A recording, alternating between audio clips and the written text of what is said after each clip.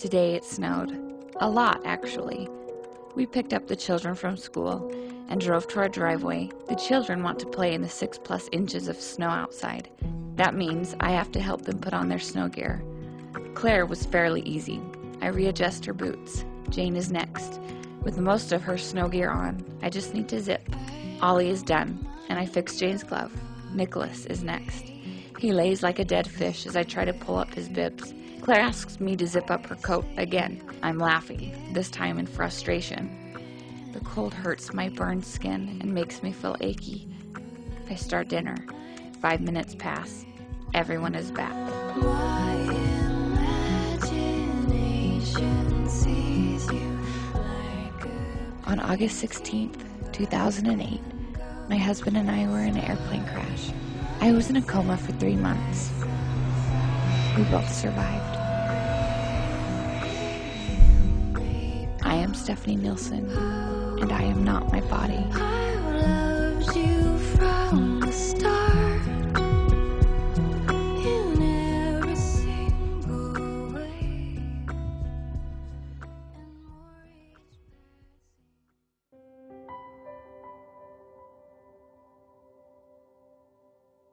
I remember when the airplane crashed. I remember rolling under a tree and looking up at the leaves and thinking, just having sort of a feeling that things would be okay, that it would be okay, and I didn't know the extent of my injuries. I remember the therapist working with me and challenging me to get better, because they said, you need to get better and be at Stephanie's bedside when she wakes up. Their hospital rooms were definitely a sacred place, because there was, miracles happening in there every day. Notes and cards from everywhere were on the walls. And so that when you walked in, you felt a real feeling of love and prayers. It's a remarkable thing to be on the receiving end of so much faith and love and effective prayer. I remember waking up in the hospital. Coming out of the coma was really hard and painful. I just had the feeling that I knew that it was because of all of those prayers that I was awake and that I was going to get better. And it's one of those things that I've never felt before until this accident. Then when Stephanie was able to come out of her coma, didn't want anything to do with a computer, didn't even want to talk about a blog because she wasn't able to type or anything. Then her story evolved. I first started my blog in 2005, and I was living in New Jersey. I think it all started with Elder Ballard's talk that he gave about the internet and how we can use it to good use, and it sort of set the scene for, what I really wanted to do with the blog. It's been good. It's been sort of therapy for me to write my feelings and what I'm going through and the pain, and it's Jesus Christ that has inspired me to do certain things and have given me the ideas to do things, and so none of it is me. I don't take any of the credit. I know that I'm just doing what I'm told. I just do it. I pray, and then I get answers, and then I do it. Today I woke up to rain. I got up and did the routine, breakfast, making lunches, trying really hard to do my girls' hair. I was in the laundry room folding clothes, and I went to the closet, touching all the clothes. A wave of emotion took me over for a few minutes. I missed me again. I mourned for that woman again. I felt that familiar sadness.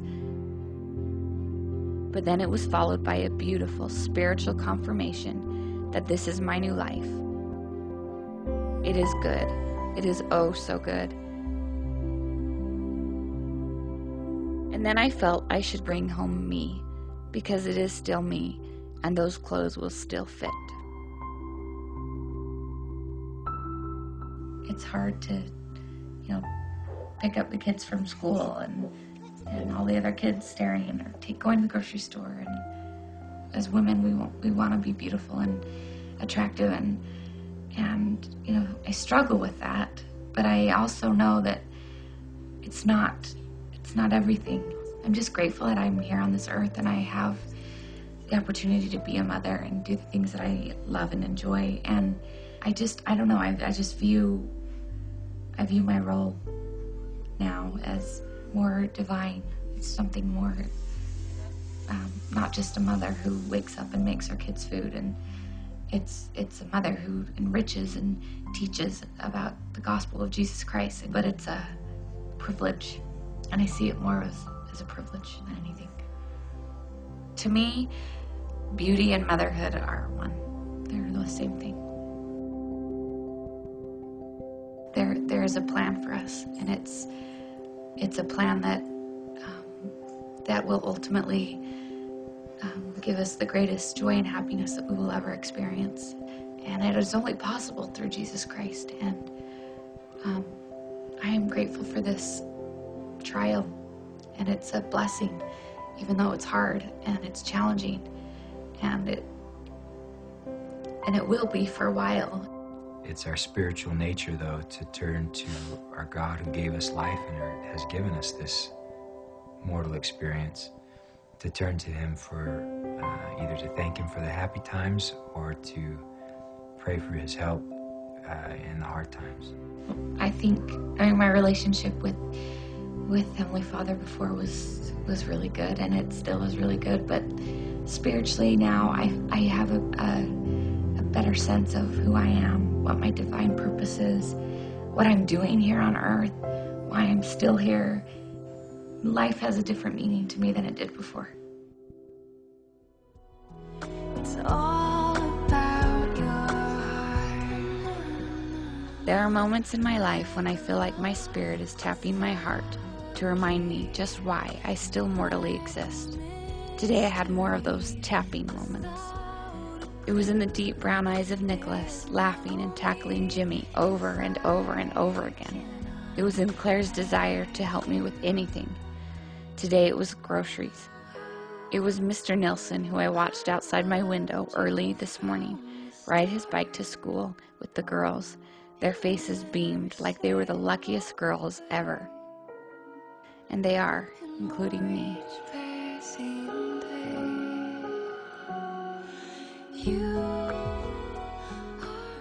When suffering, we may in fact be nearer to God than we've ever been in our entire lives.